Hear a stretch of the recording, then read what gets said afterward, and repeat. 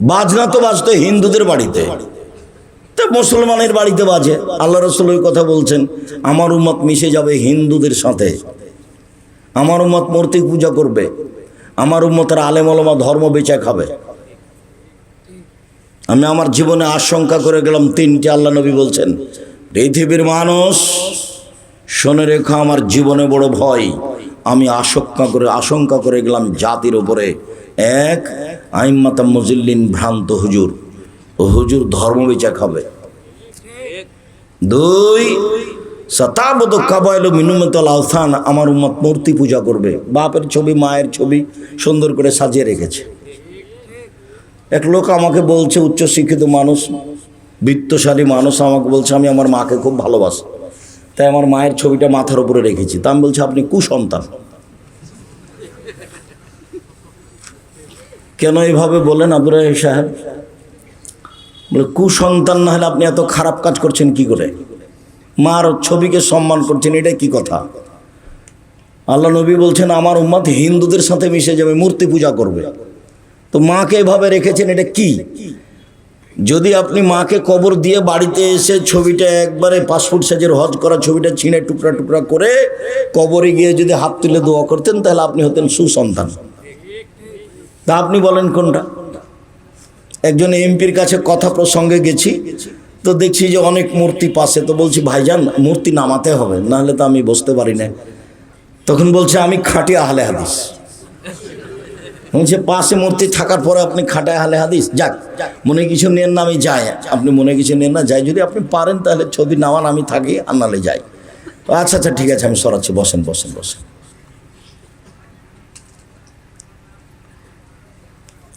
সম্মানিত দিনী ভাই বোন, আফসোস করে আল্লাহ রাসূলের কথা বলছে। তো সন্ধ্যায় থাকবে মানুষ, সকালে হবে বানর। কেন? যখন এরা ইহুদি খ্রিস্টান হিন্দুদের কি করবে?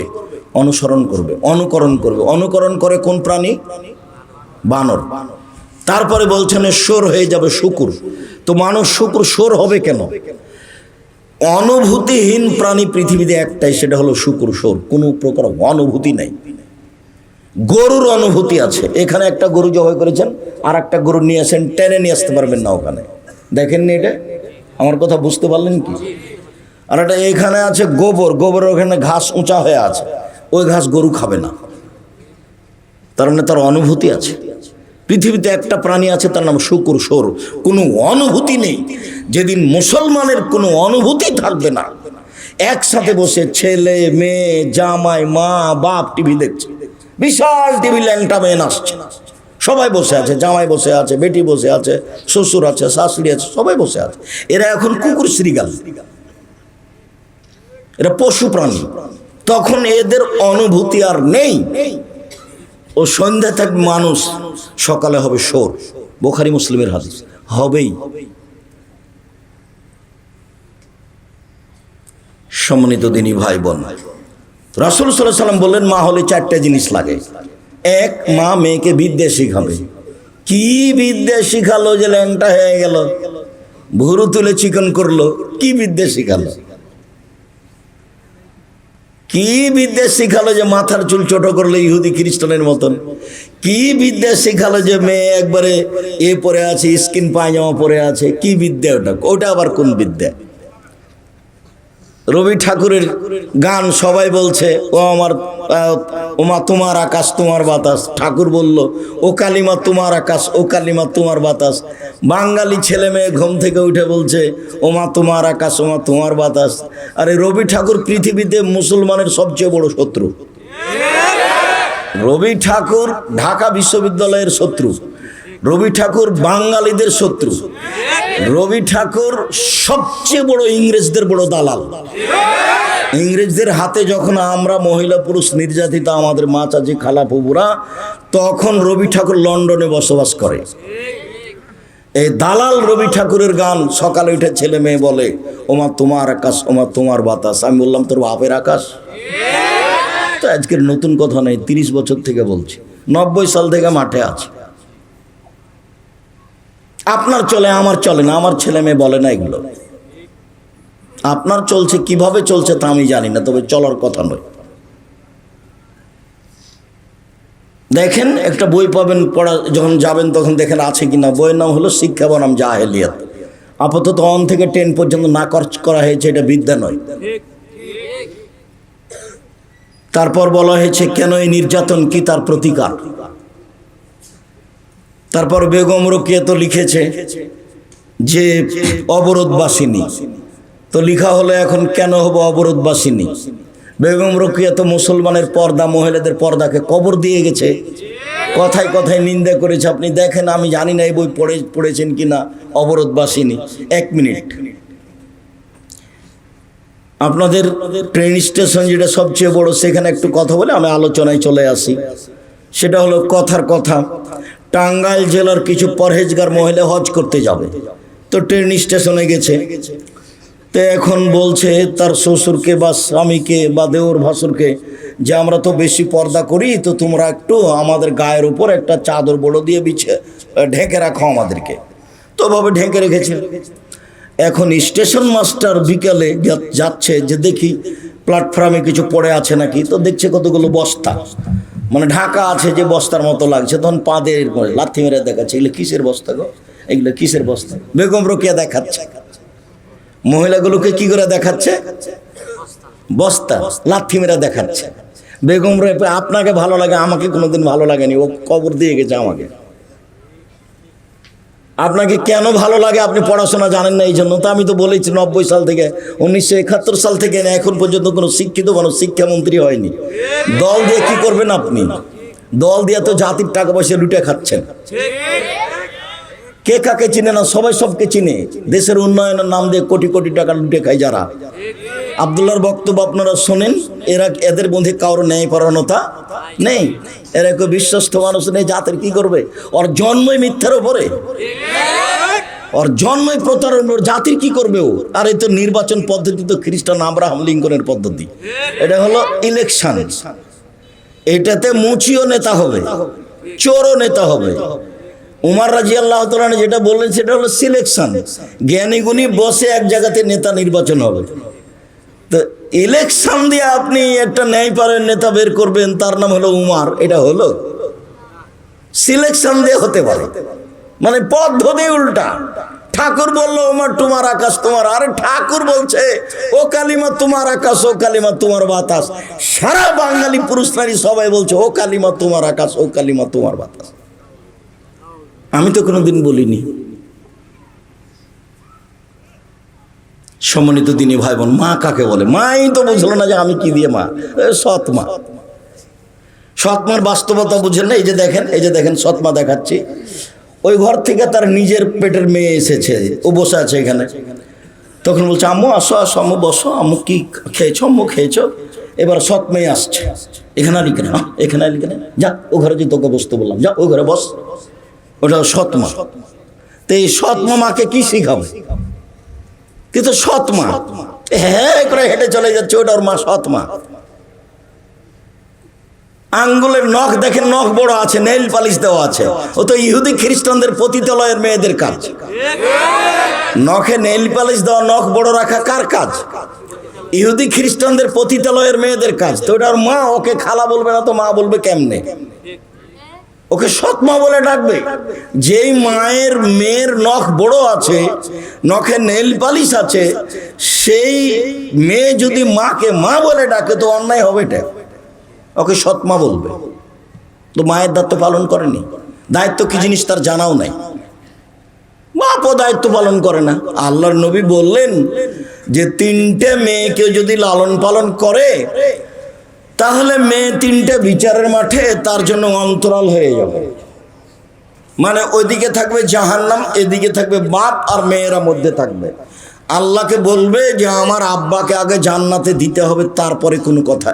এই যে বেঁকে গেলাম, আগে দেন আমার আব্বাকে জান্নাতে, তারপরে কোনো কথা। 3টে মেয়েকে লালন পালন করবে। তো লালন পালন কিভাবে? তখন আল্লাহ রসুল বলছেন, 1 আল্লাহ মাহুন্না, তাকে বিদ্যা শিখিয়ে দিল, ঘুরেটা তো ওটাই আসলো। 2 আদ্দা বাহুন্না, মেয়েকে শিষ্টাচার শিখিয়ে দিল, তাহলে ঘুরে তো ওটাই আসলো। 3 আহসানা ইলাইহিন্না, মেয়ের সাথে ভালো আচরণ করলো, খাস্টা মেষ্টা করলো না। সৎ মেয়ের সাথে যেমন করে তেমন করলো না, ভালো করলো, তখন এ মেয়ে তিনটাকে হয়ে যাবে, অন্তরাল হয়ে যাবে। 10টা ছেলে যদি মাস্টার ডিগ্রি পাস করান, এক নেকি হবে না। তো করাবেন কেন? জন্ম দিয়েছেন এই জন্য। জিম্মেদারি পালন করবেন, জন্মের সাথে সাথে তাহানিক করবেন, 7 দিনে দিনে আকিকা দিবেন, দিতেই হবে ভিক্ষা করে হলেও। এ তো কুরবানি নয় যে দিলে ভালো, না দিলেও হলো। ভিক্ষা করে হলো আকিকা দিতে হবে, 7 দিনের দিনই দিতে হবে। 14 দিনে চলে না, 21 দিনে চলে না, জীবনে একদিন চলে না। হুজুরে বলেছে, বলুক হুজুরে, আমি বলিনি কোনোদিন। 7 দিনের দিনই দিতে হবে। কানা হোক, ন্যাংরা হোক, খোড়া হোক, যেটাই হোক না কেন, ছাগল ছাগি, ভেড়া ভেড়ি, দুম্বা দুমি, বাপের জিম্মেদারি। খাতনা দিতে হবে, কোনো অনুষ্ঠান নেই। আকিকার আপনি অনুষ্ঠান খাওয়াতে পারেন মানুষজনকে, নিজে খাবেন। আকিকার গোস্ত বাপ মাই খাবে, আকিকার গোস্ত বাপ মাই খাবে, দাদা দাদি খাবে। তো বলছে আকিকার গোস্ত বলে বাপ মাকে খাওয়া হয় না। বাড়ি কোথায় বলে ময়াতে, আপনার গাজীপুর। কি ব্যাপার? গাছ টাছ এখনো জঙ্গল হয়ে আছে নাকি? মানুষজন যেতে পারে না? কি দিয়ে বুঝলেন যে বাপ মা খেতে পাবে না? বাপ মাই খাবে আকিকার গোস্ত, দাদা দাদি খাবে। ভালো লাগলে পাড়া প্রতিবেশীকে দিবে, দিয়ে খাওয়া ভালো। সেই জন্য এটা কুরবানির গোস্ত নয় যে দিতে বাধ্য। কুরবানির গোস্ত নেকির জন্য, আল্লাহ বলছেন ওকে দিতে হবে, ফকির মিসকিনকে দিতে হবে, আপনি দিতে বাধ্য। আর আকিকার গোস্ত নিজের গোস্ত। 7 দিনের দিন মাথা নেড়ে করতে হবে, নাম রাখতে হবে, মাথার চুল সম পরিমাণ রূপা হিসাব করে দান করতে হবে। এগুলো বাপের জিম্মেদারি। ছেলেকে পড়াশোনা শিখাবে, এক নেকি হোক আর না হোক জিম্মেদারি পালন করবে। নেকি তো সব মেয়ের ব্যাপারে, নেকি সব মেয়ের ব্যাপারে। তো মেয়েকে কি শিখালো? কেন হ্যাঁ হ্যাঁ করে হাসছে আর হাঁটছে? কেন হাসছে আর যাচ্ছে? কি শিখালো? ও বাপ, ও সৎ বাপ, ও মা, ও সৎ মা। পশু প্রাণীর মতো দিন কাটে, গরু ছাগলের মতো। আপনি সভ্য বলেছেন, আমি আব্দুর রাজ্জাক বিন ইউসুফ জীবনে সভ্য বলিনি। যারা একসাথে বসে টিভি দেখে, যারা এইভাবে ছেলে মেয়েকে রাস্তায় ঘুরায়, নগ্ন পোশাকে মেয়ে চলে, স্কিন পায়জামা পরে থাকে, বাপ মাথায় টুপি থাকে, এইকে যদি আমি অশিক্ষিত প্রমাণ করতে না পারি, পশু প্রাণীর মতো যদি প্রমাণ করতে না পারি, এদেরকে যদি বন্য অসভ্য বর্বর প্রমাণ করতে না পারি, আমি আব্দুর রাজ্জাক বিন ইউসুফ আজকে টাঙ্গাইলের শেষ অংশে বক্তব্য শেষ করলাম, জিন্দেগিতে বক্তব্য দেব না। আর এই কথা বলে আসছি 90 সাল থেকে, মানে 35 বছর চলছে। 90 সাল থেকে না আমি আপনার সাথে আছি, আপনার কল্যাণের জন্যই। সম্মানিত দিনী ভাই বোন, কথা আবারও ফিরে যায়, যে যেখানে আছেন ভদ্রতা বজায় রেখে, গল্প গুজব না করে, বসে হোক দাঁড়িয়ে হোক, কিছু সময় আপনি বক্তব্য শুনুন। ঐকান্তিকভাবে আপনার কাছে এটাই কামনা করি। আর আপনার জন্যই আমি এসেছি, আপনার জন্যই অপেক্ষা করছি আমি। দান এই কারণে বাতিল হয়ে যায়, এ কথাই ঠিক। সম্মানিত দিনী ভাই বোন, এই ইবাদতের জগতে সালাত এমন একটি ইবাদত, নামাজ এমন একটি ইবাদত যার উপরে নির্ভর করে অন্যান্য ইবাদত। সালাত কবুল হলে অন্য ইবাদত কবুল হবে, আর যদি সালাত কবুল না হয় তাহলে অন্য কোনো ইবাদত কবুল হবে না। তো এটাও তো একটা ব্যতিক্রম ইবাদত হয়ে গেল। আর সালাত এক অবাক ইবাদত, যে কারোর সাথে আপোষ করে না, কোনো পদ্ধতিতে আপোষ করে না। হজ করে, হজে বছর করলেন না, সামনে বছর করেন, হবে, সমস্যা নেই। সিয়াম রোজা একটা ফরজ বিধান, আপনার সাথে আপোষে আছে। কিভাবে? আপনি অসুস্থ, এখন করিয়েন না, পরে করবেন। এই যে আপনার সাথে আপোষ করলো। জাকাত আপনি 1 মাস আগে দিয়ে দেন, 2 মাস পরে দেন জাকাত। এই যে জাকাত একটা ফরজ বিধান, আপনার সাথে আপোষ করলো। সালাত জি না, অজু করে সালাত আদায় করতে হয়, বলে পানি নেই, তায়াম্মুম করে পড়ো, মাটি নেই, এমনিতেই পড়ো।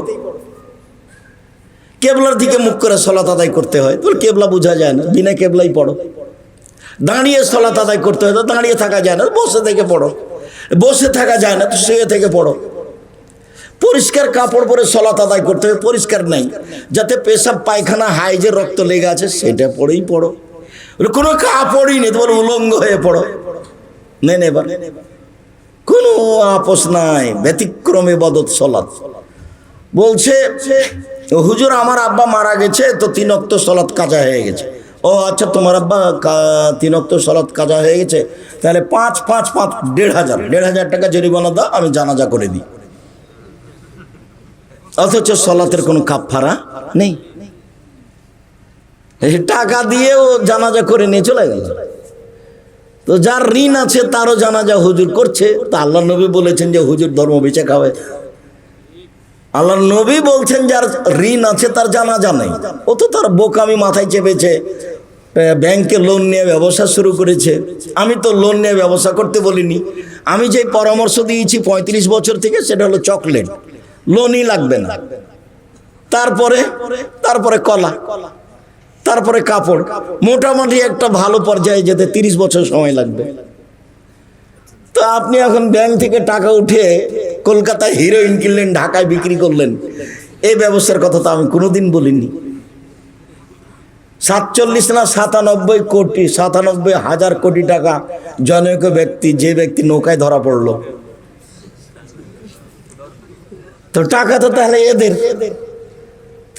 এর নাম দেশের উন্নয়ন? জি না। পশু প্রাণীর মতো জীবন, গরু ছাগলের মতো জীবন, কুকুর শ্রীলের মতো জীবন, এ কথা আমি বলিনি, আল্লাহ বলছে। আপনি যদি এ কথায় কষ্ট পান, আমার কিছু করার নেই। পশু প্রাণীর মতো জীবন, গরু ছাগলের মতো জীবন, কুকুর শ্রীলের মতো জীবন আল্লাহ বলছে। আমি গরিব মানুষ, তাতে কি আছে?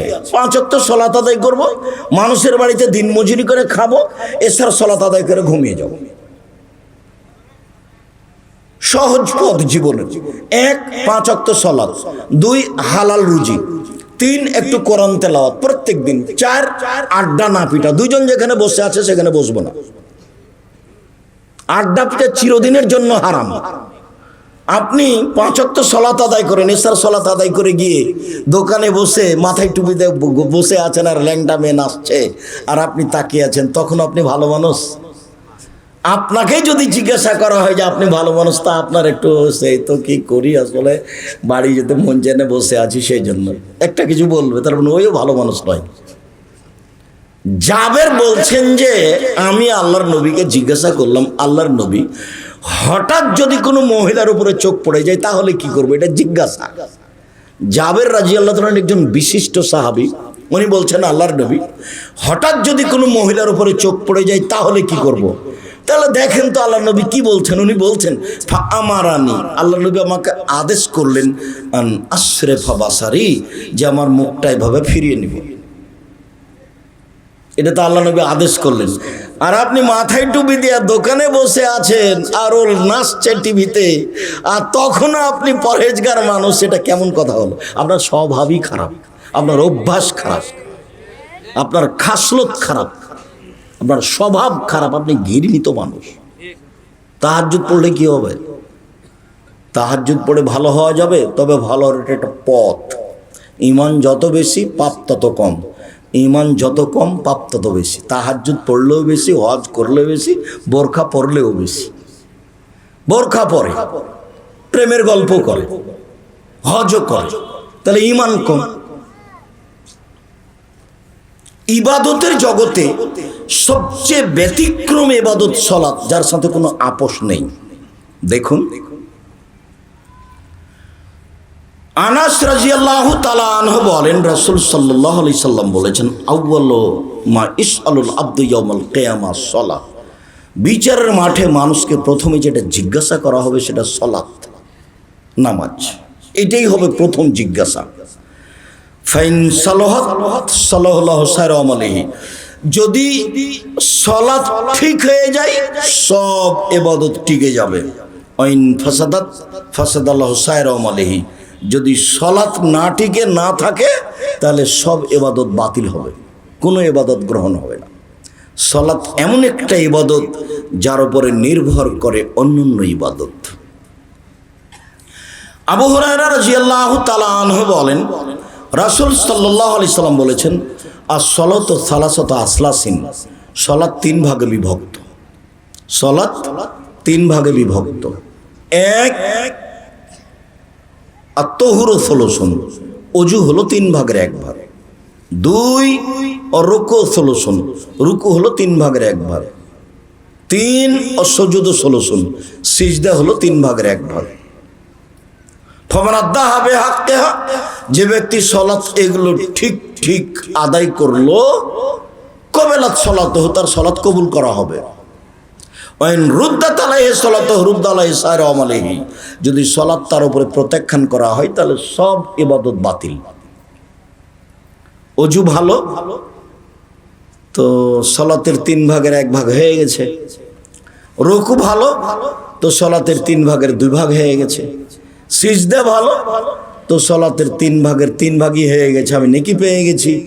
আর 1টা কাটা গেলে 3 ভাগের 1 ভাগ নেকি কাটা গেল, 2টা কাটা গেলে 3 ভাগের 2 ভাগ নেকি কাটা গেল। যদি 3টায় কাটা যায় 1 নেকিও হবে না। সলাত আদায় করলো কিন্তু নেকি হবে না। দান করলো কিন্তু খোটা দিল তো গেছে, দান করলো কিন্তু কষ্ট দিয়েছে মানুষকে তো গেছে। দান করলো তো লোক দেখানো দান করলো। বলেন না, একটু বলে দেন না যে 5,000 টাকা দিলাম, একটু বলছেন না ভাই, নামটা একটু বলেন না, তো দানটা গেছে। এটা তো মানুষের স্বাদ, ওইও চাই যে আমি এত টাকা দান করলাম, কেউ জানলো না। জাহান্নাম উদ্বোধন হবে 3 শ্রেণীর মানুষ দিয়ে। 1, হুজুর। কে? হুজুর। 2, দানকারী। 3, শহীদ। লোক দেখানো শহীদ।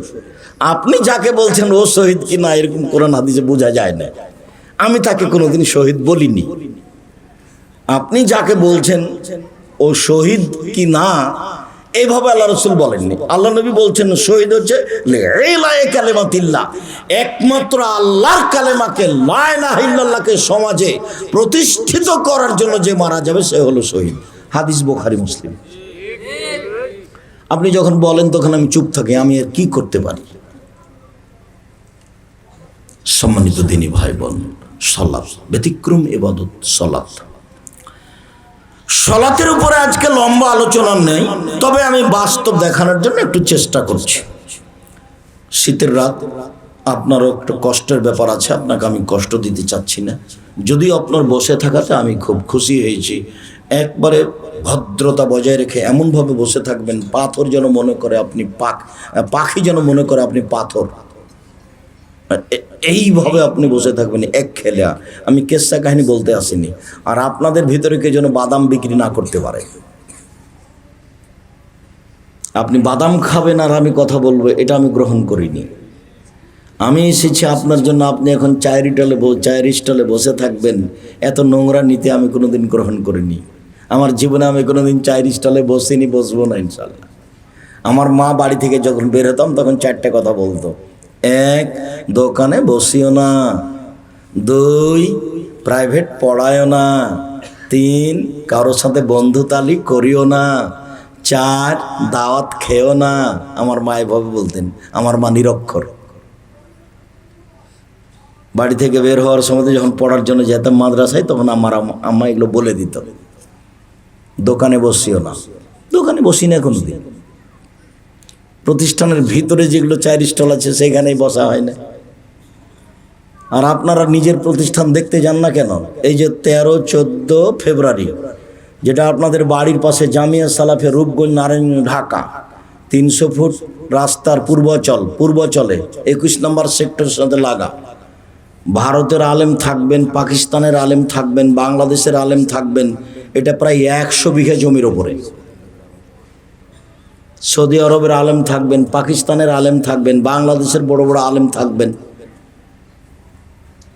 প্রায় 100 বিঘা জমির উপরে এই প্রতিষ্ঠান। ওটাই বললাম, যেখানে একটা মসজিদ তৈরি হচ্ছে, যেখানে 7 থেকে 10,000 মানুষ সালাত আদায় করতে পারবে। 200 শতক, 2 একর জমির উপরে। আর যেটা রাজশাহীতে আছে সেটা 90% জমির উপরে। তাতে 3-3.5 লোক একসাথে একতলায় সালাত আদায় করতে পারে। ওটা 4 তলা। জামিয়া সালাফের রাজশাহী যেটা, সেটা 40 বিঘা জমির ওপরে। আর এটা হলো প্রায় 100 বিঘা জমির ওপরে।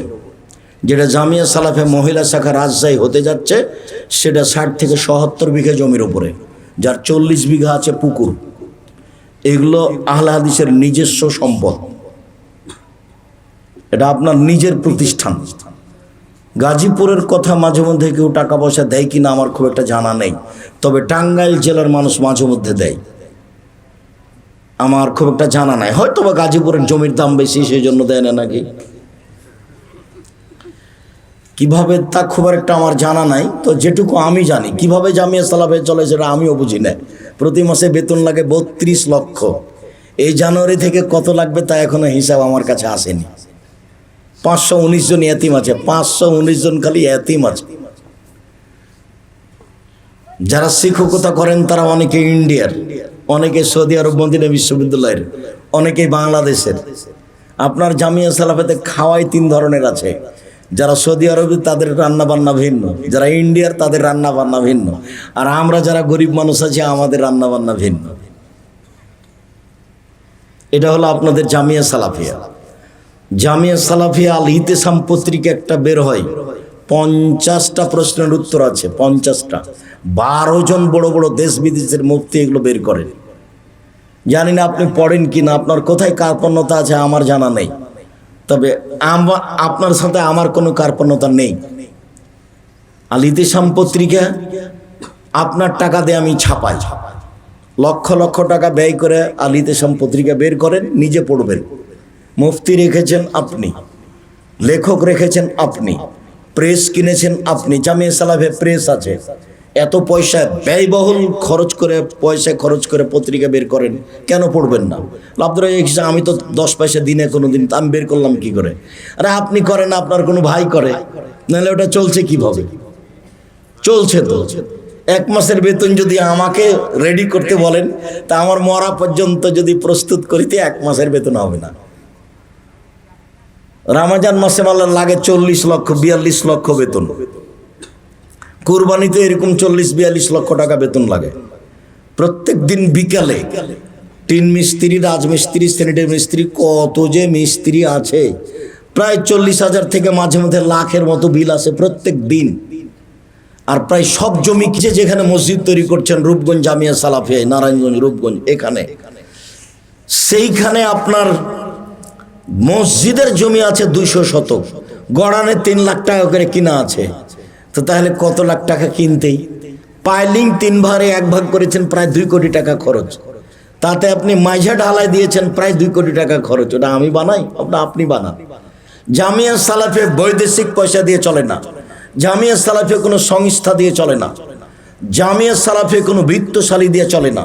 জামিয়া সালাফের রসিদ বহি বাহির ব্যবহার নিষেধ। কোন শিক্ষক জামিয়া সালাফের রসিদ বহি নিয়ে মানুষের কাছে টাকা আদায় করতে যেতে পারবে না। গাড়ি থামিয়ে টাকা আদায় তো বহু দূরের কথা। শিক্ষক জানে না কিভাবে প্রতিষ্ঠান চলে, কিভাবে চলে। আপনি 5,000 দেন, আমি 2,000 দিই, কেউ 20,000 দেয়, এভাবে চলছে তো প্রতিদিনই এরকম আছে। আপনি দিয়েছেন, আর কেউ দিয়েছে, এভাবে চলছে প্রতিষ্ঠান, আলহামদুলিল্লাহ। আল ইতিসাম পত্রিকা অনলাইনে আল ইতিসাম টিভি আছে জামিয়া সালাফে। আপনার জামিয়া সালাফের একটা বড় অংশ আছে দাওয়াইল আল্লাহ, সারা দেশ জুড়ে তারা মসজিদে মক্তব চালু করবে, সারা দেশ জুড়ে।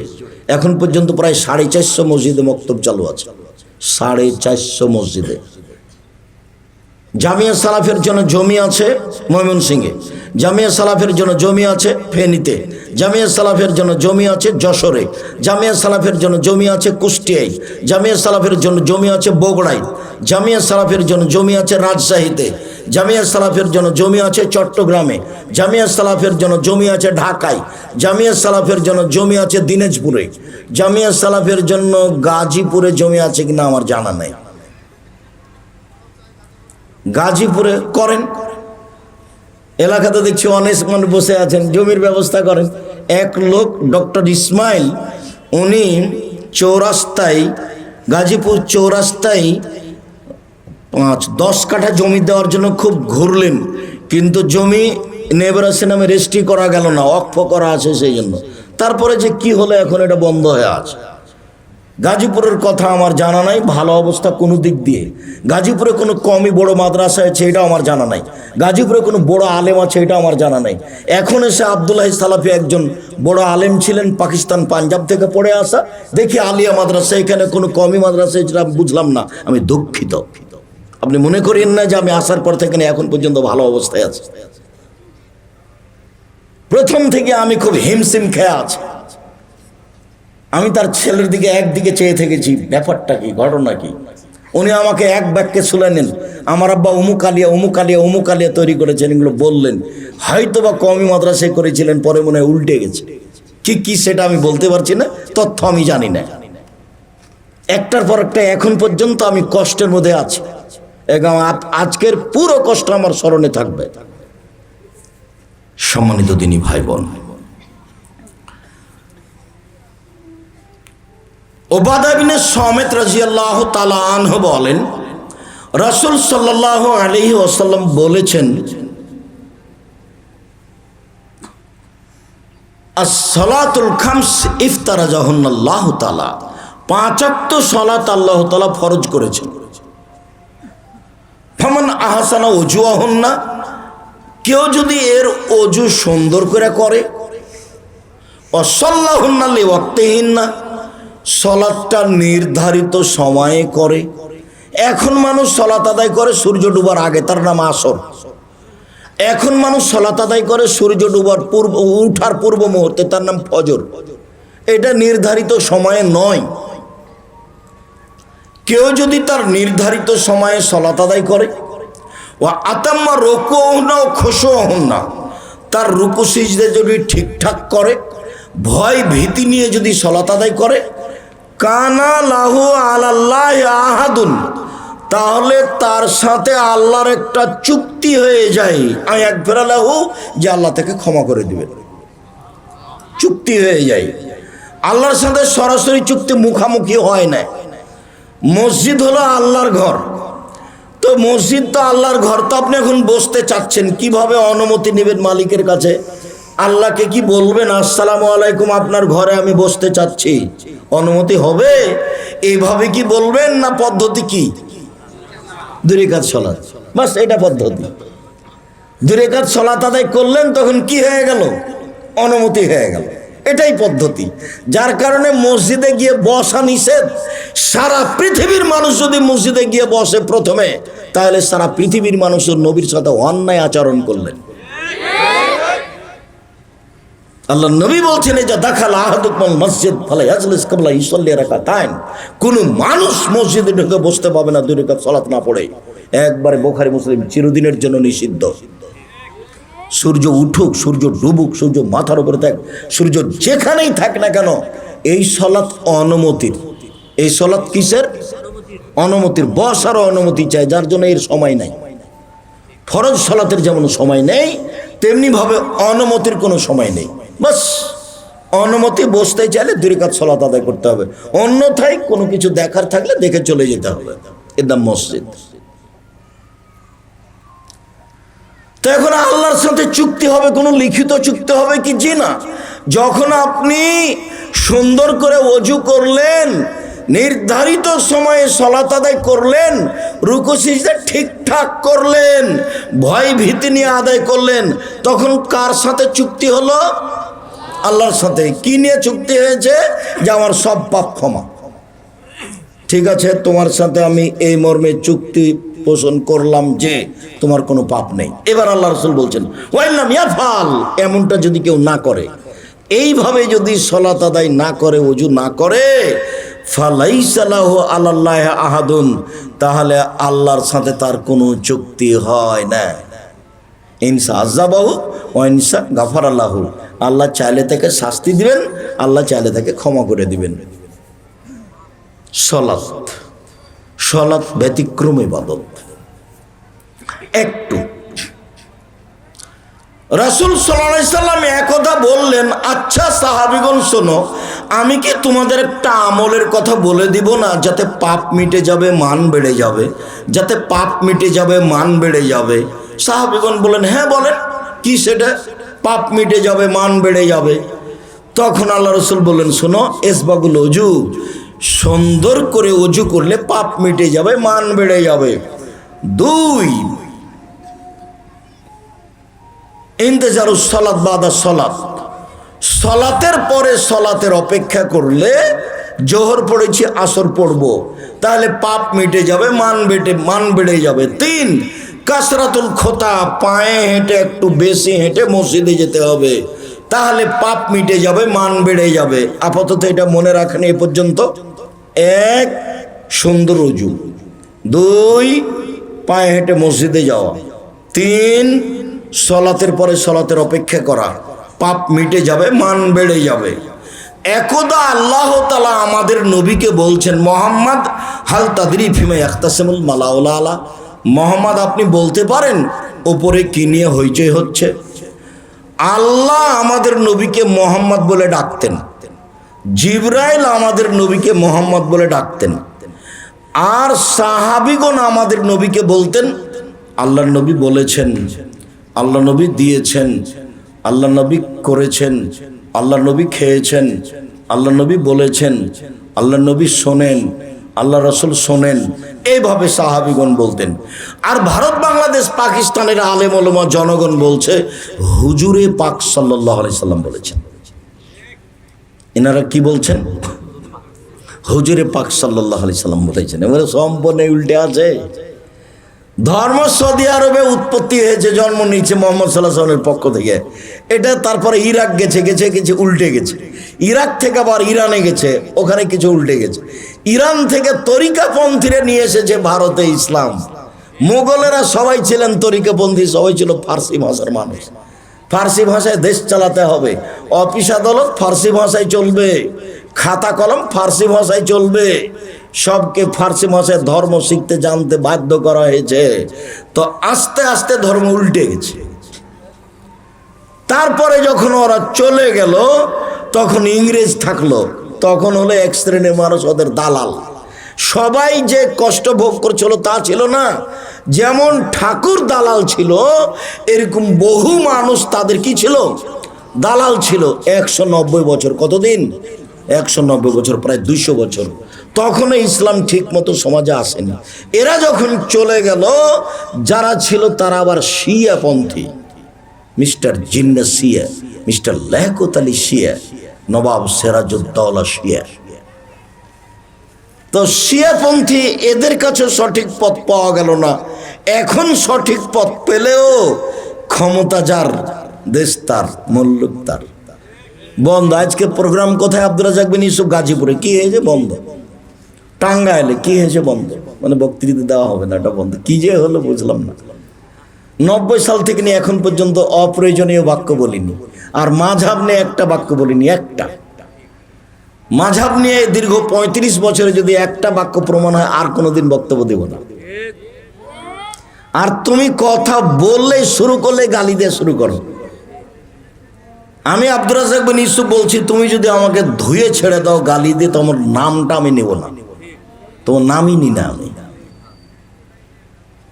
তোমার মুখ শুধু গালি দিয়ে চলে। কে যে কাকে বলছে পেশাব করে দিবে মানুষই মনে করেনি, তবে বুঝবো কি দিয়ে? যারা আলেম ওলামা হিসেবে মুখ, আলেম মানুষ মুখে আরেকজনকে গালি দেয়, সেখানে তো আলেম তাকে আমি মনে করি না। আমি কেমনে বসি? লোকে বলছে আলেম, আমি বলিনি কোনোদিন। উমর রাদিয়াল্লাহু তাআলা আনহু যদি এখন বেঁচে থাকতেন পৃথিবীতে, বাংলাদেশের শতকরা 95 জন বক্তার আজীবন জেল হতো। তার মধ্যে এই প্রেসগুলো বন্ধ হয়ে যেত, এই প্রেস চলতো না। যারা মালিক হিসেবে দায়িত্ব পালন করছে এদের জরিমানা হতো। দেখেন এই যে 3 লাইনের দোয়া, যেটা নবীন নয়, দেখেন 1 পৃষ্ঠার দোয়া। 35 বছর থেকে বলছে এই দোয়ার যদি একটা বাক্য নবীর প্রমাণ হয়ে যায়, আমি আর বক্তব্য দেব না। তাহলে উমর রাদিয়াল্লাহু তাআলা বেঁচে থাকলে এই প্রেস বন্ধ হতো, যারা ছাপাচ্ছে তাদের জেল হতো, প্রেসের আজীবন বন্ধ হয়ে যেত ঘোষণা। উমর তো উমারই। উমার মানে 20 নয়, 20 উমার মানে 20 তো 20 নয়, এর নাম উমার। পশু প্রাণী ভয় পেত জঙ্গলে, তার নাম উমার। শয়তান তার রাস্তা দিয়ে হাঁটতো না, তার নাম উমার। আল্লাহর নবী বলছেন আমি উমারের আত্মমর্যাদাকে হিসাব করি। সকালে বলছেন উমার আমি রাতে স্বপ্নে জান্নাত দেখলাম, ঘুরলাম জান্নাত, দেখে একটা বিশাল প্রাসাদ টক টক টক করছে, ঝকঝক করছে, মনে হলো যে তার ভিতর যে কত সুন্দর, একটু দেখি। পাশে একটা বৃদ্ধা মহিলা ছিল, আমি বললাম এই মহিলা বলতে পারো এই প্রাসাদ কার? তো বলল যে উমারের। যেমন বলেছে উমারের তেমন তোমার আত্মমর্যাদাকে আমি হিসাব করেছি, এত বড় মানুষের ঘরে ঢুকবো কি করে? উমার আমি তোমার আত্মমর্যাদাকে হিসাব করে তোমার ঘরে ঢোকেনি উমার। হাদিস বুখারী মুসলিম। উমর তখন বলছেন আল্লাহর নবী আপনি আমার আত্মমর্যাদাকে হিসাব করেন, দিয়ে কাঁদতে লাগলেন। হাদিস বুখারী মুসলিম। আর যদি আপনার আত্মমর্যাদার কথা বলি তো মনে হয় যে আপনার গায়ে একটুকু রক্ত নাই, সবই পুজ। আপনার স্ত্রী রিক্সাওয়ালার সাথে ধাক্কা খেলে আপনাকে কোনো কিছু লাগে না, ভ্যানিটি ব্যাগ হাতে নিয়ে আপনার স্ত্রী চলে যায় গাজীপুর বাজার করতে, আপনাকে একটুকু খারাপ লাগে না। আপনার শরীরে সবটুকুই পুজ, রক্ত বলে কোনো জিনিস নাই, আপনাকে খারাপ লাগে না। বউ ল্যাংটায় ঘুরে বেড়ে আপনাকে খারাপ লাগে না। আমি বুঝতে পারি না আসলে আপনি মানুষরা কখন কখন অন্যরকম হয়ে গেছে। আমাদের বউ যদি গায়ে, রিক্সাওয়ালার গায়ে একটু ঠেকে যায়, ইন্না লিল্লাহি ওয়া ইন্না ইলাইহি রাজিউন, কি কথা? আপনাকে একটু খারাপ লাগে না কেন? আপনার স্ত্রী চেয়ারম্যান মেম্বারে দাঁড়ালো, সব লোককে খালি বলে ভাইয়া আসেন চা খেয়ে যান, ভাইয়া আসেন যা। আপনার স্ত্রী যে সবাইকে ডাকে, আপনার স্ত্রী সব মেহমানকে ডাকে, আসলেই কি আপনি মানুষ? মানুষ তো বাংলা ভাষা বলে মানুষ হলো মানুষ, যার কাছে আর একজন কল্যাণ পায়, অকল্যাণ পায় না। যার নাম অকল্যাণ যার কাছে পায় সে মানুষ নয়। কি দিয়ে জীবন কাটাবেন? আমি আপনার দিনী ভাই, আমি আপনার কল্যাণের জন্য এসেছি। আপনি বিবেচনা করেন, সহজ জীবনে ফিরে আসেন। টাকা পয়সা ইনকাম করতে হবে, এ কথাই ঠিক। গাজীপুর বাড়ি 1 শতক জমির দাম অনেক, 50 শতক বিক্রি করে 1 বিঘা বিক্রি করে বিশাল ব্যবসায়ী হব। এই পথে আপনি টাকা ইনকাম করেন, নিজের টাকা দিয়ে ব্যবসা করেন। আল্লাহ এটাকে পছন্দ করেছেন। আর বলবেন কোটি টাকার মালিক হব, কোটি কোটি টাকার মালিক হব অসহায় মানুষের পাশে দাঁড়ানোর জন্য, সরকারকে উঠানোর জন্য, নামানোর জন্য নয়। পয়সা এই জন্য উপার্জন করবেন। আর যদি ওইটা না পারেন, সহজ পথ, 5 ওয়াক্ত সালাত, হালাল রুজি, কোরআন তেলাওয়াত, আড্ডা না পিটা, জান্নাত সহজ।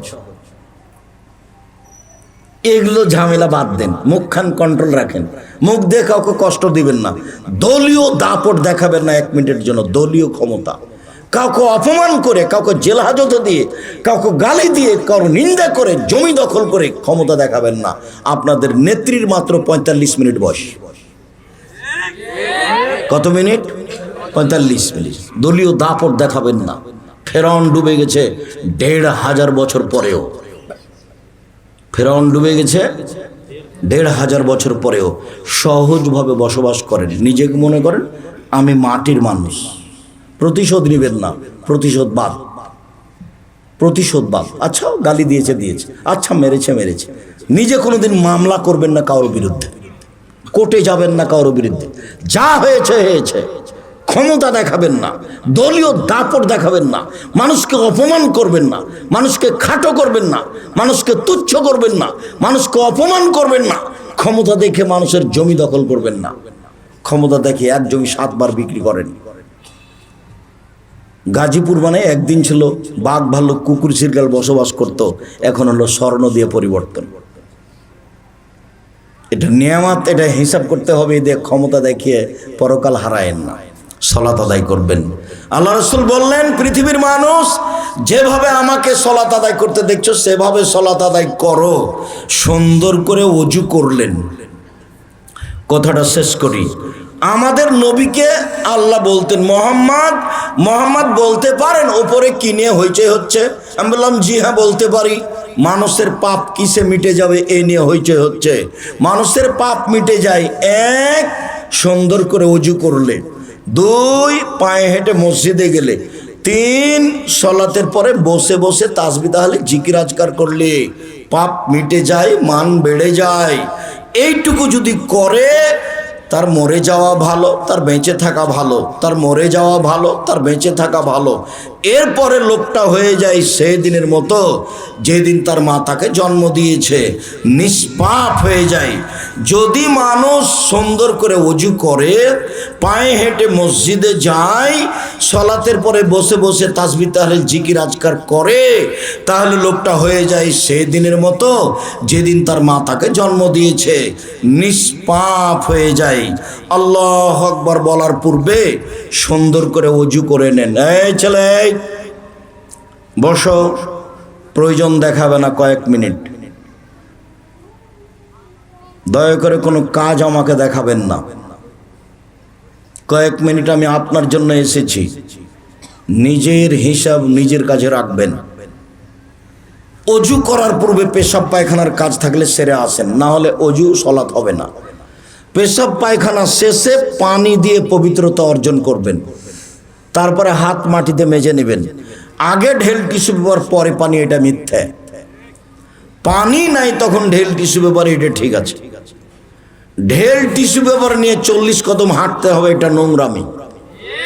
পায়ের ওপরে পা উঠাতে হবে, খক খক করে কাশতে হবে, এটা বেহায়, ধর্ম এরকম নয়। 40 কদম কেন, যখনই আপনি বুঝেছেন 40 কদম হাঁটতে হবে, এরকম করতে হবে, তখন আপনার পিছনে শয়তান লেগেছে। 40 ঘন্টা পরে যদি আপনি টিস্যু ফেলেন, তবু আপনার মনে হবে পেশাব আসলো মনে হয়, এই পেশাব আসলো মনে হয়। আপনাকে একবারে বোকা বানিয়ে ছাড়বে, আর আপনাকে পবিত্র হতে দেবে না। ওটা শয়তান করছে, আপনি ওটা বুঝতে পারছেন না। ওকে আপনাকে বোকা বানানোই তার কাজ। ও সব সময় জিদে আছে, আদমের ছেলে মেয়েকে আমি জাহান্নামে নিয়ে যাব। কিভাবে নিয়ে যাবো সেটা আমার কৌশল। এই জিদে দিন কাটাচ্ছে, আপনি তো তার জিদ বুঝতে পারছেন না। এটাও আল্লাহর কাছ থেকে চেয়ে নিয়েছে, কিয়ামত পর্যন্ত বেঁচে থাকবো আর আদমের ছেলে মেয়েকে জাহান্নামে নিয়ে যাব, আমি এই জিম্মেদারি নিয়েছি। ও কন্ট্রাক্ট নিয়েছে, এটাই। ও হলো খোলা শত্রু, এই জন্য আল্লাহ নবী বলছেন ও হলো খোলা শত্রু। যে কোনো মূল্যে আপনার দেহে যতক্ষণ পর্যন্ত শ্বাস আছে, ও আপনাকে ভুল পথে নিয়ে যাবে। তো আপনি রাসূলের পদ্ধতিতে আসেন, বাস পেশাব পায়খানার পরে পানি দিয়ে পবিত্র অর্জন করেন, হাতটা মাটিতে মেজে নেন, অজু করেন। অজু শেষে একটু হাতে ছিটা পানি নিয়ে লজ্জা স্থান সামনাসামনি ছিটিয়ে দেন, আলহামদুলিল্লাহ। এখন যদি আপনার পেশাব আসে বলে মনে হয়, তাহলে আপনি বলবেন, এই শয়তান, পেশাবে আমার কাপড় ভিজে যাক রে, আমি আর অজু করব না। সর এখান থেকে সর, আমার কাপড় ভিজে যাক পেশাবে, তবু আর অজু করব না। তোকে আমি পাগল, আমাকে বানাবে, এই সুযোগ দেব না। শয়তান আপনাকে করাচ্ছে। অজু শেষে বলবেন, আশহাদু আল্লা ইলাহা ইল্লাল্লাহু ওয়াহদাহু লা শারীকা লাহু ওয়া আশহাদু আন্না মুহাম্মাদান আবদুহু রাসূলুহু। তাহলে জান্নাতের সব দরজা খোলা। বিশাল ব্যাপার, বুখারী মুসলিমের হাদিস। এই দোয়া মুখস্থ থাকলে ভালো, মুখস্থ না থাকলে আগামীকাল সন্ধ্যা হতে হতে করতে হবে। তোমাদেরকে 24 ঘন্টা, মুরব্বীদের 3 দিন সময় থাকবে। আর সাইদুল ইস্তেগফারের জন্য মুরব্বীদের সময় দেওয়া আছে 7 দিন, আর তোমাদের 24 ঘন্টা। সাইদুল ইস্তেগফার, ক্ষমা চাওয়ার সর্দার। আল্লাহুম্মা আনতা রাব্বি লা ইলাহা ইল্লা আনতা খালাকতানি ওয়া আনা আবদুকা ওয়া আনা আলা আহদিকা ওয়া ওয়াদিকা মাসতাতাতু ওয়া আউযু বিকা মিন শাররি মা সানাতু আবু লাকা বিনি'মাতিকা আলাইয়া ওয়া আবু বিযামবি ফাগফিরলি ফাইনাহু লা ইয়াগফিরু যুনুবা ইল্লা আনতা। সকালে যদি পড়ে সন্ধ্যা পর্যন্ত মারা গেলে জান্নাত, সন্ধ্যায় যদি পড়ে সকাল পর্যন্ত মারা গেলে জান্নাত। হাদিস বুখারী মুসলিম। তোমাকে সময় দিয়েছি 24 ঘন্টা, মুরব্বির সময় দিয়েছি 7 দিন। আর এই যে ওজুর দোয়া, সব দরজা খোলা, তোমার জন্য ঘরে 24 ঘন্টায় থাকলো, মুরব্বির জন্য 3 দিন। এটা ছোট দোয়া, কমিয়ে দেওয়া হবে না, মুখস্থ করতেই হবে। কিভাবে করব? আপনার বাড়িতে বই আছে, নইলে আমি আপনার সহযোগিতা করেছি। যাওয়ার সময় দেখবেন বই আছে, আইনে রাসূল সাল্লাল্লাহু আলাইহি ওয়াসাল্লাম দোয়া অধ্যায়। কত জায়গাতে হাত তুলে দোয়া করবেন, কত হাত তুলে দোয়ার হাদিস আছে, কোন দোয়া চলবে না, কোন দোয়া চলবে। আপনার খিদমতে আমি দিন রাত লেগে আছি, আপনি যে কি বুঝেন আমি বুঝতে পারি না। দিন রাত আপনার সেবায় আমার কাজ। নিজের জন্য 5 মিনিট ভাবি না কি হবে না হবে, যা হবে হবে। সম্মানিত দিনী ভাই বোন, এইবার যদি আপনি 40 কদম হাঁটেন ঢেল টিস্যু পেপার নিয়ে, তাহলে আপনি জান্নাতে যেতে চান, আপনার বউকে হাঁটতে হবে না? আপনার বউ ঢেল নিয়ে 40 কদম হাঁটবে, কেননা জান্নাতে আপনার দাবি, বউয়ের দাবি লাগবে না। তো ও যদি 40 কদম হাঁটে ঢেল নিয়ে টিস্যু পেপার নিয়ে, তা আপনি বলছেন আব্দুর রাহিম সাহেব যে কেমন কেমন লাগবে। তো এইটা যদি কেমন কেমন লাগে, আপনি যখন ঢেল নিয়ে হাঁটেন তখন মহিলা যদি দেখে তাকে কেমন কেমন লাগবে না? দুইটা তো সমান সমান। ধর্ম তো এটা নয়, ধর্ম তো উল্টে গেছে।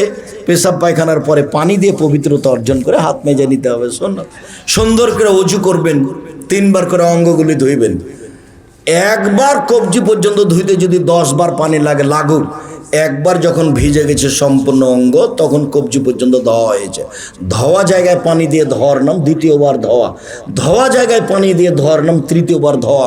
এ হলো সুন্দর অজু। কথা বুঝাতে পারিনি মনে হয়। সুন্দর অজু। এরপরে আল্লাহু আকবার বলে সালাতে দাঁড়াবেন। অজু করার পরে ওই দোয়া পড়েছেন, এরপরে আর এখন নিয়তের দোয়া পড়বেন না। নিয়তের দোয়া পড়লে রাসূলকে অপমান করেছেন, আর ইবাদত কবুল হবে না। সালাতও গেছে, সবই গেছে। চাঁপাইনবাবগঞ্জের ভাষাতে দোয়া যদি নিয়তের পড়েন, তাহলে চাঁপাইনবাবগঞ্জের ভাষাতে আমও গেল, ছালাও গেল, কাঁদতে কাঁদতে দূরে চোখও গেল, কিছুই হবে না, সব গেল। কেন? রাসূলকে অপমান করে ইবাদত কবুল হবে না। আপনি তো জান্নাতের দরজা খুলে নিয়েছেন সবটুকুই। অজু করার পরে বলেছেন আশহাদু আল্লা ইলাহা ইল্লাল্লাহু ওয়াহদাহু লা শারীকা লাহু ওয়া আশহাদু আন্না মুহাম্মাদান আবদুহু ওয়া রাসূলুহু। হাদিস তো বুখারী মুসলিম। আমার আপনার বিবেচনার কি দরকার? আমল করব বাস। পাবো এই আশায় কি করব? আমল করব। পাবো এই আশায় আমল করব, এটা আমার কাজ। এখানে আমার কোনো বিবেচনার সুযোগ নেই। আমি পীর সাহেবের কথাই চলি না, বড় হুজুরের কথাই চলি না, বুজুর্গানে দিনের কথাই চলি না। একজন মানুষের কথাই চলি, যার নাম মুহাম্মদ সাল্লাল্লাহু আলাইহি সাল্লাম। রূপক ধর্ম চলে না। 1 গিলাস পানি পান করতে কয়টা বিধান লাগে? 5টা। যার নিয়মের নাম হচ্ছে মুহাম্মদ সাল্লাল্লাহু আলাইহি সাল্লামের নিয়ম, সুন্নাত, রাসূল সাল্লাল্লাহু আলাইহি সাল্লামের নিয়ম। সম্মানিত দিনী ভাই বোন, আল্লাহু আকবার বলার পূর্বে কোনো কথা বলবেন না, বিসমিল্লাহ চলবে না। আল্লাহু আকবার এমন পাওয়ারফুল শব্দ যে বিসমিল্লাহ চলবে না। নিয়ত তো বহুদূরের কথা। 2 পায়ের মাঝে ফাঁকা রাখবেন, যে শরীরের ভারসাম্য বজায় রাখার জন্য যতটুকু লাগে। চাঁপাইনবাবগঞ্জের মহিলা বৈঠকের মতো মহিলারা যেন এরকম না করে। মহিলা বৈঠকে মহিলারা বলে, বুবু যখন নামাজে দাঁড়াবা বুবু, তখন 2 পায়ের গোড়ালিকে জমা রাখিও বুবু। যদি 2 পায়ের গোড়ালি ফাঁকা রাখো বুবু, তাহলে লজ্জা স্থানের যোগাযোগ বুবু মাটির সাথে হবে, মাটি অভিশাপ করবে। বুবুর সব কথাই নাকি বুখারীতে আছে। বুবু যদি শাড়ি পরে নামাজ পড়ো বুবু, তাহলে ল্যাঙ্গট পরিও, নইলে লজ্জা স্থানের যোগাযোগ বুবু মাটির সাথে হবে, মাটি অভিশাপ করবে। বুবুর সব কথাই নাকি বুখারীতে আছে। এমনটা যেন হয় না। বুবু সিজদায় যখন যাবা বুবু, হাতি যেমন মাটিতে পড়ে যায়, তেমনি একবারে মাটিতে পড়ে গিয়ে আঁটো সাঁটো হয়ে সিজদা করিও বুবু। যদি বুককে উরু থেকে পৃথক রাখো বুবু, তাহলে স্তন ঝুলন্ত থাকবে বুবু, পর্দার ব্যাঘাত ঘটবে। বুবুর সব কথাই নাকি বুখারীতে আছে। ধর্মের নামে মিথ্যে কথা দিন রাত বলছে বুবু। 60 থেকে 70% কথা মিথ্যা আছে। ওটা ধর্ম নয়। কোরআন মাজিদের গায়ে যদি মানুষ মিথ্যা কথা লিখতে পারে, তাহলে বক্তব্যে মানুষ মিথ্যা কথা বলতে পারে। আপনাকে আমি কতদিন বললাম, মুকশেদুল মুমিন নামে একটা বই আছে, সেই বই একটা হেডলাইন আছে, অবিবাহিত ছেলে মেয়ের পড়া নিষেধ। হেডলাইন, যে দেখে সেই পড়ে, যে দেখে সেই পড়ে। অবাক কথা কি আছে, তা আমিও পড়ে দেখেছি। তখন লেখা আছে যে ভরা পেটে স্ত্রী মিলন হলে ছেলে ভ্যাংচা হয়, সফরের পূর্বে স্ত্রী মিলন হলে ছেলে টেরা হয়, চন্দ্র সূর্য গ্রহণের সময় স্ত্রী মিলন হলে ছেলে কানা হয়। অবাক কথা, সবটুকুই মিথ্যা কথা। একবারে হেডলাইন থেকে শুরু থেকে শেষ পর্যন্ত একটা কথাও সত্য নয়। শুধু কেন সত্য নয়, কোরআন মাজিদের সরাসরি বিরোধী।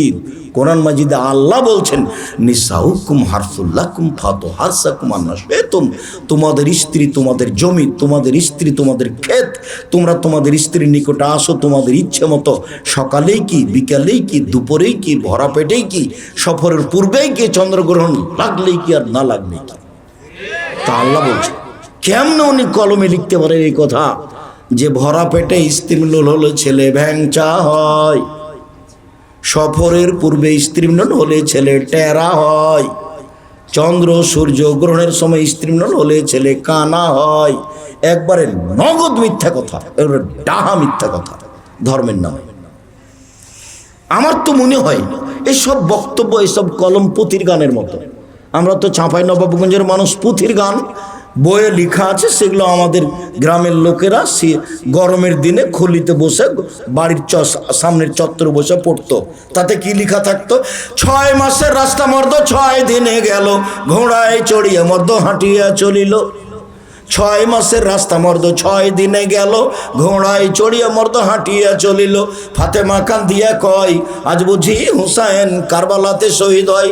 ফাতেমা কান্দিয়া কয় আজ বুঝি হুসাইন কারবালাতে শহীদ হয়। যেদিন হুসাইন ইরাকের মাটিতে কারবালার মাঠে শহীদ হন তার 49 বছর আগে ফাতেমা মারা গেছে।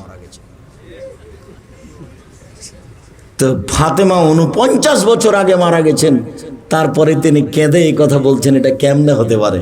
হুজুরের কেমনে সাজে? বগুড়া নগর মাদ্রাসায় বক্তা বক্তব্য দিচ্ছেন, একবারে নগদ। উনি আবার ডক্টর যিনি বক্তব্য দিচ্ছেন। নগর মাদ্রাসা আলেম মাদ্রাসা। তো বলছেন আব্দুল কাদের জেলানির বাড়িতে ফকির এসেছে ভিক্ষে চাইতে। তা আব্দুল কাদের জেলানির মা ভিক্ষে দিয়েছে। তো আব্দুল কাদের জেলানির মাকে দেখে ফকির আকৃষ্ট হয়েছে। এইটা আব্দুল কাদের জেলানি পেট থেকে জানতে পেরে বাঘের আকৃতিতে বের হয়ে তাকে হত্যা করেছে। বক্তা তো বক্তব্য দিলই, এখন জনগণকেও যদি বলতো আচ্ছা মাওলানা সাহেব উনি তো বাঘের আকৃতিতে বের হলেন, তো আব্দুল কাদের জেলানির তো এখনো জন্মের সময় হয়নি, তো উনি ভিতরে গেলেন কিভাবে?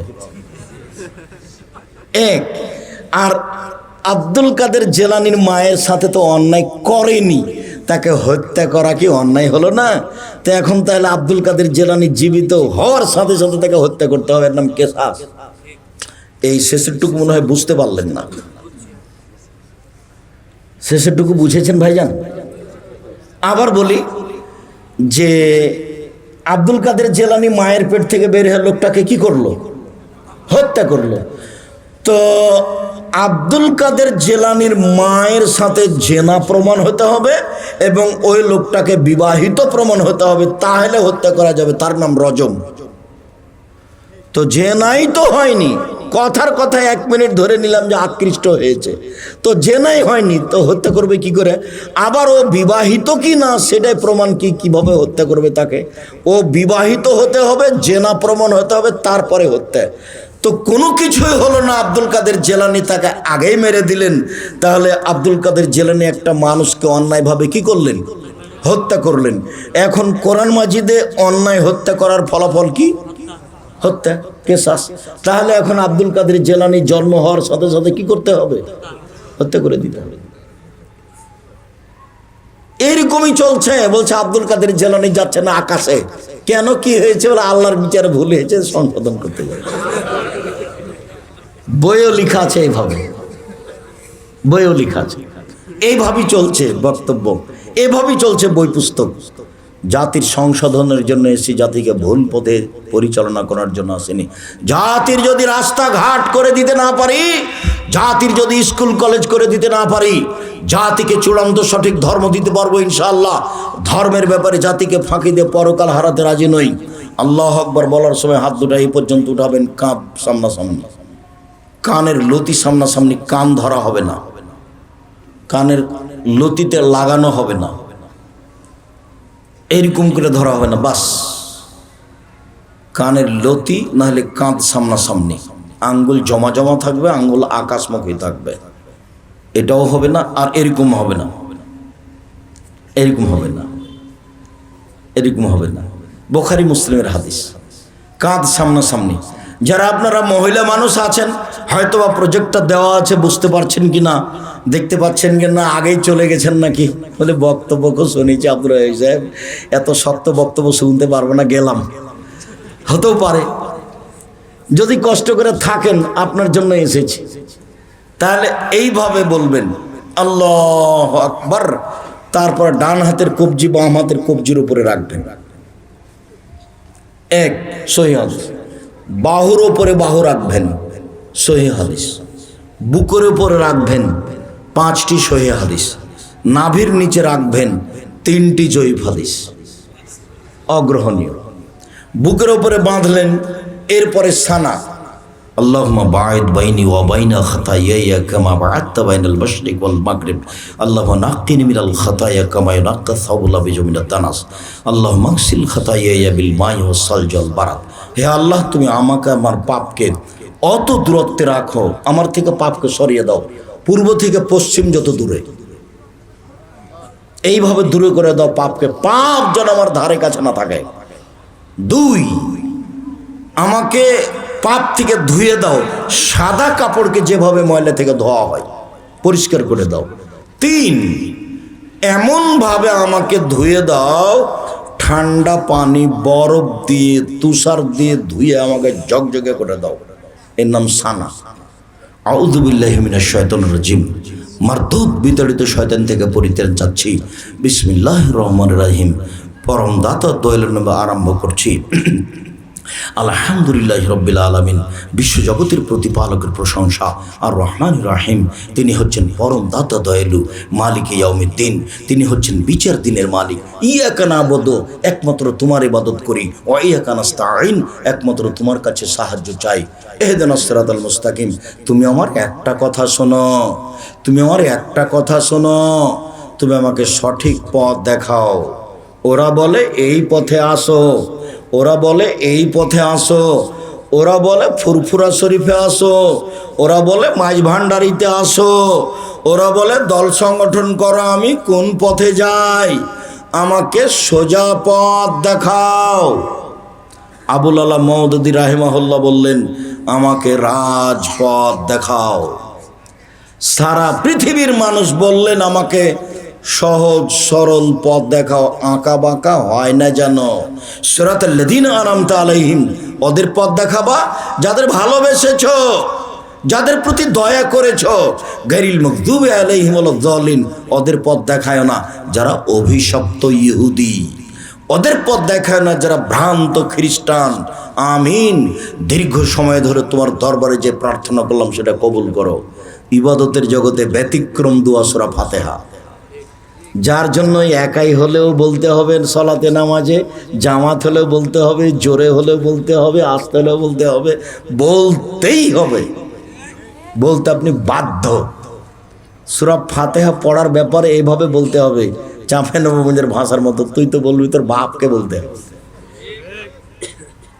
ব্যতিক্রম দোয়া একটাই কথা আছে, কিন্তু আপনি কোনোদিন খেয়াল করেছেন কিনা, একটাই বাক্য, আগে খালি প্রশংসা করা হয়েছে। এমনি মানুষের কাছে যদি কিছু চান তো প্রশংসা করা লাগে।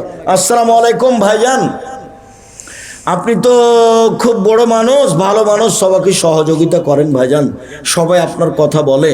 আমার ছেলের হাত ভেঙে গেছে ভাইজান, আমি আপনার কাছে 10,000 টাকা কর্জ নিতে এসেছি, একটু দয়া করে দিবেন।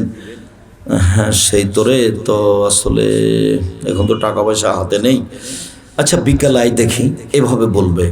আর যদি বলেন আসসালামু আলাইকুম, আমার ছেলের হাত ভেঙে গেছে, 10,000 টাকা দেন, তো বলবে তুই কে, আমি কি টাকসাল বানিয়ে রেখেছি নাকি? এটা মানুষেরও গতি। আল্লাহকে যদি বলেন সোজা পথ দেখান, তাহলে আল্লাহ এটা শুনবেন না। আগে প্রশংসা করতে হবে, প্রশংসা প্রিয় সত্তা আল্লাহ। আলহামদুলিল্লাহতে খুশি, আলহামদুলিল্লাহ প্রশংসা আল্লাহর জন্য, খুব খুশি, খুব খুশি। আফজালুদ দুআ আলহামদুলিল্লাহ। ইবাদতের জগতে সবচেয়ে উত্তম দোয়া হলো আলহামদুলিল্লাহ, মানে খুশি। ওয়া আফজালুদ যিকরি লা ইলাহা ইল্লাল্লাহ, সবচেয়ে উত্তম জিকির হলো লা ইলাহা ইল্লাল্লাহ। খুব খুশি প্রশংসায়। আলহামদুলিল্লাহ রাব্বিল আলামিন, বিশ্ব জগতের প্রতিপালকের প্রশংসা এক। আর রহমানের রাহিম তিনি হচ্ছেন পরম দাতা দয়ালু, প্রশংসা চলছে। মালিক ইয়াউমিদ্দিন তিনি হচ্ছেন বিচার দিনের মালিক। ইয়াকা নাবুদু, তোমার ইবাদত করি, ওয়া ইয়াকা নাস্তাইন, তোমার কাছে সাহায্য চাই। এখনো মূল কথা বলা হয়নি। এক, প্রশংসা তোমার।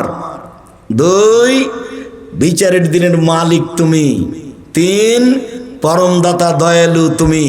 চার, তোমার কাছে সাহায্য চাই। পাঁচ, একমাত্র তোমারই ইবাদত করি।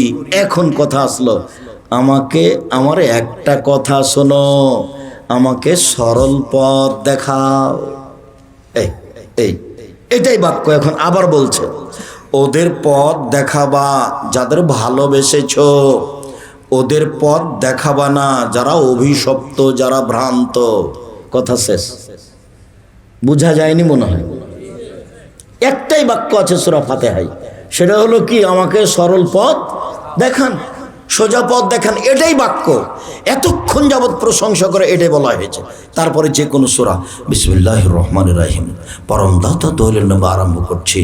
কুল হুয়াল্লাহু আহাদ, হে নবী আপনি বলুন, আল্লাহ একক, আল্লাহু সামাদ, তিনি নিরপেক্ষ মুখবিহীন। লাম ইয়ালিদ, তিনি কাউকে জন্ম দেননি। ওয়ালাম ইউলাদ, তিনি কারো থেকে জন্ম নেননি। ওয়ালাম ইয়াকুল্লাহু কুফুয়ান আহাদ, তার সমকক্ষ কেউ নেই। আল্লাহু আকবার। হাত ওই পর্যন্ত উঠাবেন, ওইভাবেই কানের লতি, কাঁধ সামনা পাননি, ওইভাবেই আগে যেভাবে ছিল এ পর্যন্ত উঠিয়ে এবার চলেন রুকুতে। রুকুতে যাওয়ার পূর্বে আপনার সাথে আমার জরুরি কয়েকটা কথা। তার প্রথম কথা হচ্ছে, মাথা উঁচুও হবে না, নিচুও হবে না, একবারে সোজা হয়ে থাকবে রডের মতো। এরকম হবে না, এরকমও হবে না। আর পিঠটা একবারে সোজা হয়ে থাকবে, পিঠের উপরে একটা গিলাস রাখলে যেন থেকে যায়, এরকম পিঠটা সোজা হয়ে থাকবে। তারপরে হাতের আঙ্গুল খুলে খুলে রাখবেন। হাতটা এইভাবে বাঁকা হবে না, রডের মতো সোজা হয়ে থাকবে।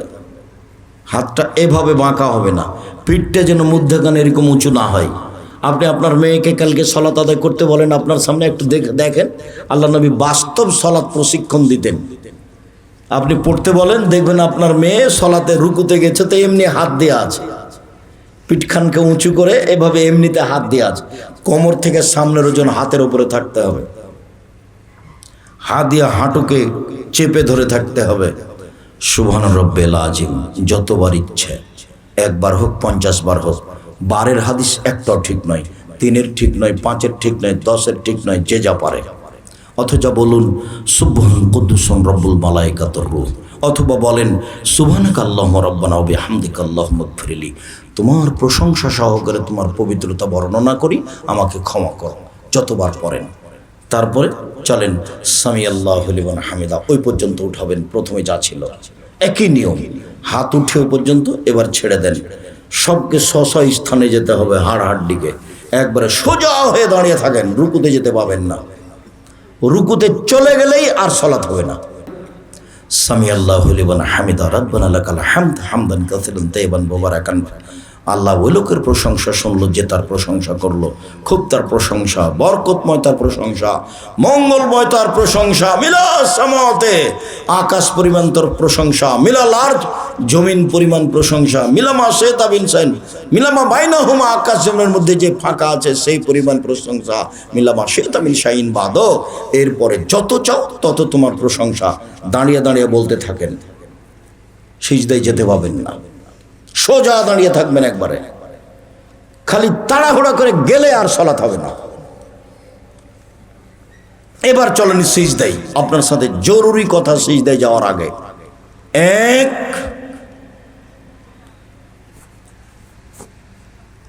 মাথার চুল যেন খোপা বাঁধা না থাকে, মহিলাদের থাকলে বেনি গাঁথা থাকবে। আপনার যেন হাত জড়ানো না থাকে জামার, পায়জামার। যদি পায়জামা জড়াতে হয় তাহলে কোমরে জড়াতে হবে, নিচের দিকে জড়ানো হারাম। হাত যেন জড়ানো না থাকে, এটা খুলে দিতে হবে। টাকনুর নিচে সালাতের সময় চলবে না, বাকি সময় চলবে।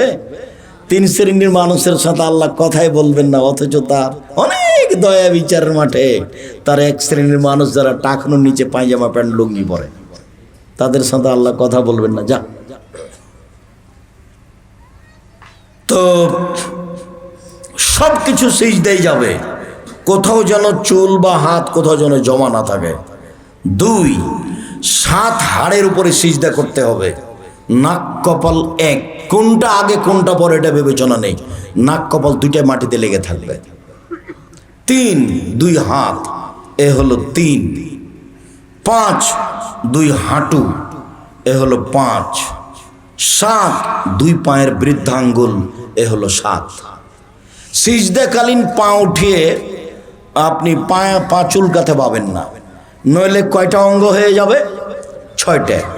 সিজদার সময় হাত উঠে চুলকাতে পাবেন না, নইলে কয়টা হয়ে যাবে? 6টা। আদেশ কয়টা আছে? 7টা। 7টা আদেশে সিজদা করতে হবে 7 অঙ্গের উপরে। হাত দুটি কেবলামুখী থাকবে, কানের পাশে থাকবে, এবং সিজদাটা কপালটা রাখবেন এতদিন যা রেখেছেন তার চেয়ে অন্তত 10 আঙ্গুল আগিয়ে রাখবেন। পিঠের হাড়টা যেন লম্বা হয়ে থাকে, কোনোই এভাবে উঠিয়ে রাখবেন যাতে করে ছাগলের বাচ্চা পেটের নিচ দিয়ে পার হয়ে যেতে পারে। একাধিক সহিহ হাদিস। পুরুষ নারী একই হুকুম, পুরুষ নারী একই হুকুম। মহিলারা বুকের সাথে উরুর সাথে লাগিয়ে রাখবে, এগুলো সব জাল বানানো কথা।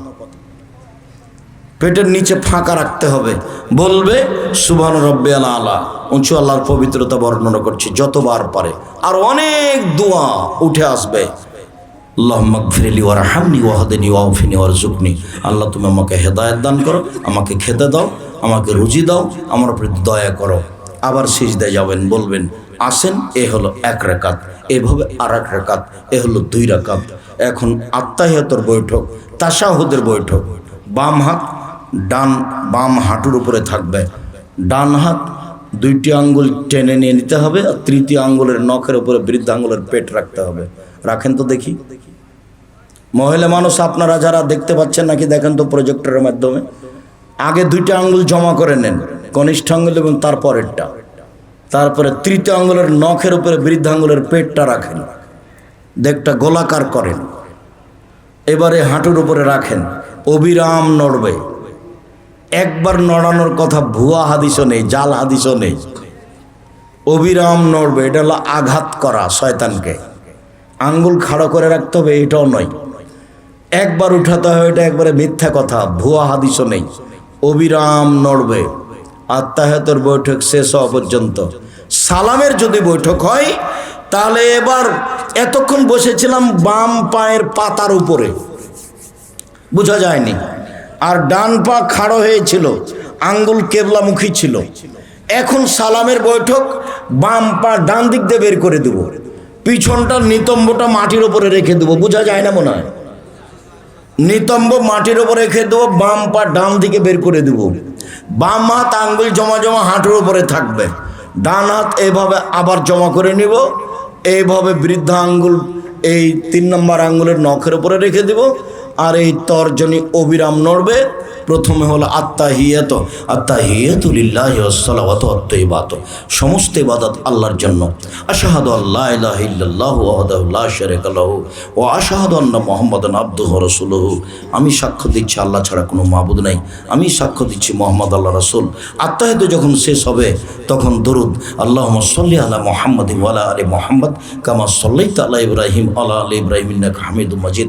হে আল্লাহ, তুমি মুহাম্মদ সাল্লাল্লাহু আলাইহি সাল্লাম এবং তার পরিবারের প্রতি শান্তি অবতীর্ণ করো, যেমনভাবে ইব্রাহিম আলাইহিস সালাম ও তার বংশধরের প্রতি শান্তি অবতীর্ণ করেছ। তুমি প্রশংসনীয়, তুমি জ্ঞানী। আল্লাহুম্মা বারিক আলা মুহাম্মাদ ওয়া আলা আলি মুহাম্মাদ কামা বারাকতা আলা ইব্রাহিম ওয়া আলা আলি ইব্রাহিম ইন্নাকা হামিদুম মাজিদ।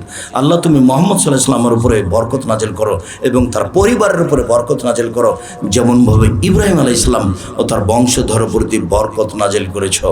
এরপরে আপনার ইচ্ছামতো দোয়ায়ে মাসুরা, বিশেষ দোয়া, আল্লাহুম্মা ইন্নী যালামতু নাফসি যুলমান কাসীরা, হে আল্লাহ, জীবনে খুব পাপ করেছি, ফাগফিরলি, তুমি আমাকে ক্ষমা করো। মাগফিরাতাম মিন ইনদিক, ক্ষমা তোমার পক্ষ থেকে হয়ে থাকে। ওয়ারহামনি, তুমি আমার প্রতি দয়া করো। ইন্নাকা আনতাল গাফুর রহিম, তুমি তো ক্ষমাশীল, তুমি তো দয়াশীল, তুমি ক্ষমা না করলে কে ক্ষমা করবে? এরপরে আরও বিশেষ দোয়া, আল্লাহুম্মা ইন্নী আউযু বিকা মিন আযাবি জাহান্নাম, আল্লাহ তোমার কাছে জাহান্নাম থেকে বাঁচতে চাচ্ছি। ওয়াউযু বিকা মিন আযাবিল কবর, তোমার কাছে কবরের শাস্তি থেকে বাঁচতে চাচ্ছি। ওয়াউযু বিকা মিন ফিতনাতিল মাসিহিদ দাজ্জাল, দাজ্জাল, তুমি দাজ্জালের ফিতনা থেকে বাঁচাও। ওয়াজুবকুন ফিতনাতিল মাহি ওয়াল মামাত, ইহকালের ফিতনা পরকালের ফিতনা, ইহকালের ফিতনা পরকালের ফিতনা থেকে বাঁচাও। ওয়াউযু বিকা মিনাল মা'সামি ওয়াল মাগরাম, তুমি আমাকে রক্ষা করো বড় পাপ হতে, তুমি আমাকে রক্ষা করো ঋণ কর্জ হতে, তুমি আমাকে ঋণ কর্জ থেকে বাঁচাও, তুমি আমাকে বড় পাপ থেকে বাঁচাও, ঋণ কর্জ থেকে বাঁচাও। আল্লাহ নবী দিন রাত ঋণ কর্জ থেকে বাঁচতে চাইতেন, সালাম ফিরার পূর্বে বাঁচতে চাইতেন। এখন আপনি সালাম ফিরতে পারেন, তবে আপনার সাথে আমার একটা পরামর্শ আছে, সেটা হলো এখন বলবেন অন্তত রব্বির হামহুমা কামা রাব্বায়ানি সাগীরা। হে আমার প্রতিপালক, তুমি আমার বাপ মাকে দেখো, বাল্য অবস্থায় আমার বাপ মা যেভাবে আমাকে দেখেছিল, এটা কোনো সময় ভুলবেন না। এই ছেলে ঘুমাচ্ছ কেন? কথা শেষ, এইটা কথা মনে করো তো দেখি। সালাম ফিরার পূর্বে অন্তত এই দোয়াটা পড়ে সালাম ফিরার চেষ্টা করবেন। জমি জায়গা তো বাপের ভোগ করছেন, বাড়িঘর তো ভোগ করছেন, আপনি যদি আপনার বাপের কোনো উপকার করতে না পারেন, 10টা টাকা যদি বাপের নামে দান না করেন, তার জন্য যদি মুখের দোয়াটা না করেন, তা আপনার ছেলে আপনার জন্য করবে? খুব খেয়াল করে রাখবেন। আমি এই কথাও বলেছি, 2 রাকাত সালাত আদায় করে হাত তুলে দোয়া করে আল্লাহকে বলবেন, আল্লাহ আমি যেন নিয়মিত সালাম ফিরার পূর্বে রব্বির হামহুমা কামা রাব্বায়ানি সাগীরা এই দোয়াটা বলতে পারি, তুমি আমার তৌফিক দান করো, আমি যেন না ভুলি। বুঝাতে পারিনি কথাটা? আপনি এটা দোয়া পড়ার জন্য সহযোগিতা কার কাছে চাইবেন? আল্লাহর কাছে। 2 রাকাত সালাত আদায় করে বলবেন, আল্লাহ আমি যেন এই দোয়াটা না ভুলি, আমি যেন চট করে সালাম ফিরে না দিই। আমি বলবো রব্বির হামহুমা কামা রাব্বায়ানি সাগীরা। এরপরে আসসালামু আলাইকুম রহমতুল্লাহ, আসসালামু আলাইকুম রহমতুল্লাহ, আল্লাহু আকবার, আস্তাগফিরুল্লাহ, আস্তাগফিরুল্লাহ, আস্তাগফিরুল্লাহ, আল্লাহুম্মা আনতাস সালাম ওয়া মিনকাস সালাম, তাবারাকতা ইয়া যাল জালালি ওয়াল ইকরাম। আরও অনেক, অন্তত আয়াতুল কুরসি। আয়াতুল কুরসি যদি ফরজ সালাতের পরে পড়েন তো আপনি জান্নাতে ঢুকেই গেছেন। তো ঢোকেননি কেন? মরেননি এই জন্য। তাহলে মরণ আপনাকে ঠেকিয়ে রেখেছে। খুব খেয়াল করে আয়াতুল কুরসি পড়বেন, মুখস্থ করে নিতে হবে। সুবহানাল্লাহ, আলহামদুলিল্লাহ, লা ইলাহা ইল্লাল্লাহ 33 33 34, লা ইলাহা ইল্লাল্লাহু ওয়াহদাহু লা শারীকা লাহু ওয়া আশহাদু আন্না মুহাম্মাদান আবদুহু ওয়া রাসূলুহু। সূরা ইখলাস, সূরা ফালাক, সূরা নাস ফজরের পরে 3 বার আর মাগরিবের পরে 3 বার, বাকি 3 টাইমে একবার। ইখলাস, ফালাক, নাস একবার, আর 2 টাইমে 3 বার করে। বুঝাতে পারিনি কথা? ইখলাস 3 বার, ফালাক 3 বার, নাস 3 বার, ফজরের সালাতের পরে আর মাগরিবের সালাতের পরে, আর বাকি 3 টাইমে একবার করে। শুকরিয়া, জাযাকুমুল্লাহ খাইর। অবশ্যই 13-14 ফেব্রুয়ারি সম্মেলনে যাবেন। ছেলে মেয়েকে পাঠাবেন জামিয়া সালাফে, মেয়েদের পাঠাবেন জামিয়া সালাফে, থাকা খাওয়ার ব্যবস্থা। ও বই পুস্তক আছে, ও এসেছে কি? জি, আব্দুল্লাহর লেখা মিন্নাতুল বারি আছে ব্যতিক্রম বুখারীর ব্যাখ্যা, আপনাদের জন্য নিয়ে আসা হয়েছে। টাঙ্গাইল, গাজীপুরের লোকজন বই পুস্তক কিনে, আর যে